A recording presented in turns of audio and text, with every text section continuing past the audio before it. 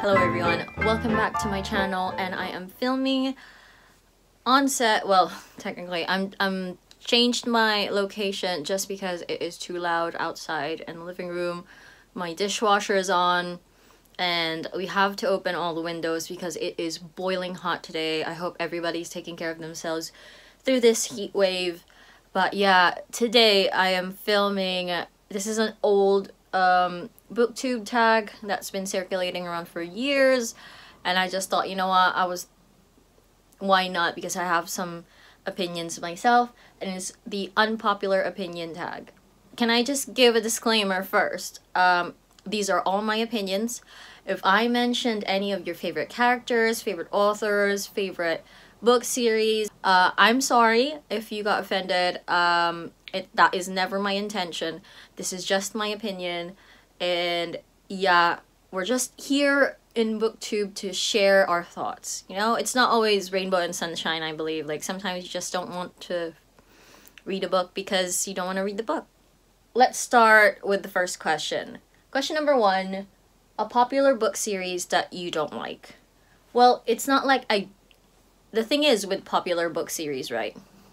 It's a ton of books, thousands of pages. Why would I read the whole series if I didn't like the first book? If you know what I mean. So, it's not like I don't like it. It's just I can't get into it for some reason, and that is the Grishaverse series. Somehow, I keep trying to pick. I have the 3 books, and I can't seem to get into it no matter how many times I try to read it. But so I'm DNFing it for now, but I will someday try to get through the whole series and see what my opinion is of it. I bought those books just after the Netflix series came out. I love the series, but it's just the book. Somehow her writing doesn't feel like it's catching on to me. But hopefully I'll try to read it this year, and yeah, we'll see what my opinion is then. But I have all the 3 books anyway. Question number 2. A popular book series that everyone seems to hate, but you like. So this one, everyone seems to dislike the Bridgerton series. I read the almost all the books except the first book, The Duke and I, and then the last book.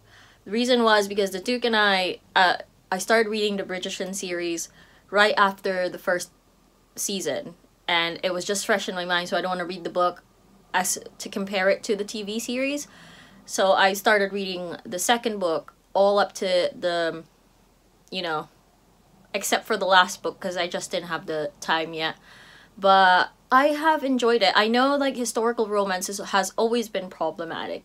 The series has its own problems as well, and everybody doesn't like to kind of read it because it shows like you're supporting the series or whatever. But the thing is, when I was in university, I really love historical romance just because it's a different approach to romance. It's not our way, how people text and instant message and all that stuff nowadays. Like, I'm not into that. Like, we experience that every day anyway, but to have that insight of how they do courtship back in the day.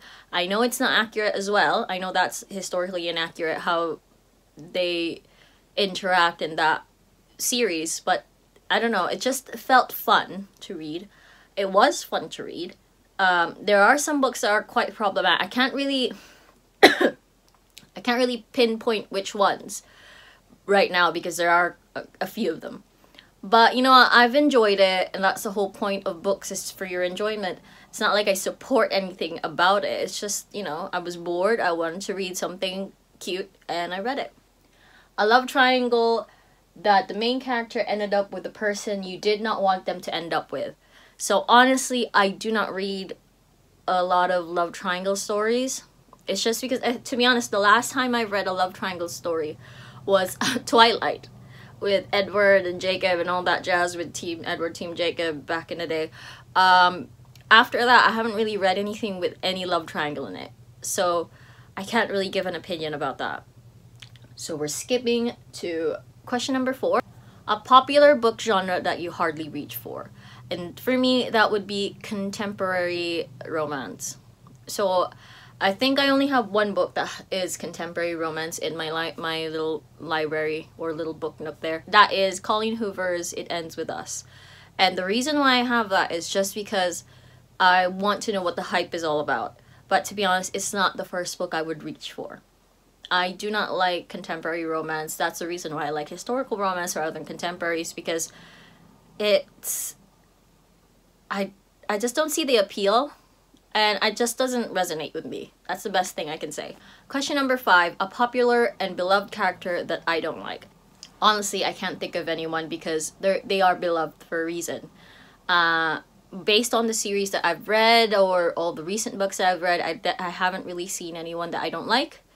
So I can't really say that, like even in, like, let's say The Cruel Prince, I really didn't like Cardan from the beginning, but then, like, through the other books and half of the first book through the end, like, he was redeemable. So it's really hard. But yeah, I don't have anyone. Question number 6. A popular author that I can't seem to get into. And that would be, well, Leigh Bardugo. I can't pronounce her first name. And second would be R.F. Kuang. I have the book, The Poppy War, and I can't seem to get into it. The same with Leigh Bardugo. There's nothing wrong with them. It's just maybe me at that time or at this time of the year or my life, I can't seem to get through their books quite easily. And maybe later this year, maybe next year, I can actually kind of absorb them more, but hopefully maybe for R.F. Kuang, maybe I'm not that big brained, if you know what I mean. But yeah, those are the 2 authors that I can't seem to pick up. Their writing for me is a little bit not my cup of tea, but hopefully I can get through some of their books and I can have an opinion on whether I like them or not. Number 7, a book trope that you are tired of seeing. And that for me is The Chosen One. There were so many books, just too much of it, you know, like from Lord of the Rings, from Percy Jackson, from, you know, Harry Potter, from all of that jazz. It's been done over so many times, and unless there is like a nice twist to the story or a very interesting character or very interesting plot, it's hard for me to get into the book. Unless it's you, but you know, I'm very easy to please when it comes to books. So if there's just a little bit of a twist to that trope, if there's a little bit of a twist on that trope, I would probably get into it. You know, it's tiresome because it's been done so many times, movies, TV series, books, and it needs to be unique. Oh, another one is love triangles. It's the reason why I don't read a lot of books with love triangles. It's just, I'm tired of trying to root for one character and hating the other character and then finally realizing, oh, I like that character and hate this. You know what, I'm done. So, I can give The Chosen One a chance, but love triangles, not really. So, like, it's a pass for me with love triangles. Number 8, a popular book series that I'm not interested in reading. I would say Cassandra Clare's Mortal Instruments or anything from Cassandra Clare. I just think that it's not my age range anymore. It's not something that I would pick up, and it's just too much. There's a lot of them, to be honest, but I really can't. And one of Sarah J. Maas's series, Sarah J. Maas's Throne of Glass series, it's just based on the reviews and other booktubers' opinions. I just think it's not for me.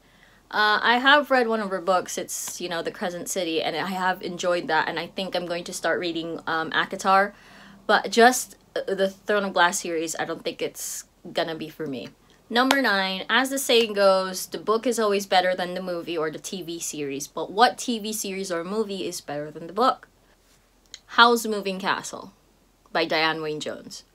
It's not that I'm dissing the book. Absolutely not. That book is my favorite book ever. It's actually how me and my partner, you know, started talking to each other. Like, no, we met before, but like it's how me and my partner think we kind of fell in love with each other because of Howl's Moving Castle. I lent him the book and then he just started texting me like crazy. Anyway, enough of that. Howl's Moving Castle, the book, I adore it. I have 2 copies. One copy I gave to my partner when we met in Japan, and then I bought another copy for me, and now we have 2 copies in our house, but we're never throwing it away. I love the book, but also Hayao Miyazaki's rendition of the book. I know that half of the movie diverts from the actual story of the book, but that's the point. He made it his own. It still has the roots of who Howl is and what the world that Diane Wayne Jones made, but it is absolutely beautiful. I would say that it is equal to the book, but again, when I was reading the book, I could only see Hayao Miyazaki's work. So yeah, those are my opinions. I hope I have not offended anyone. Honestly, like, most of my opinions sounds neutral. I hope nobody gets offended with it at all. These are just my opinions. I am bored and it's too hot here, and tomorrow I'll be working again. So yeah, it's too hot here, to be honest. I can't really think. Thank you so much for watching my video. If you like this video, subscribe for more. Thank you so much for all the subscribers. Like, I know there's a few of you guys, but like, yeah, I'm very happy to be continuing booktube because it is very entertaining, very fun, and yeah, it's where I can gush out all my opinions and nobody can really stop me. See you later. Bye.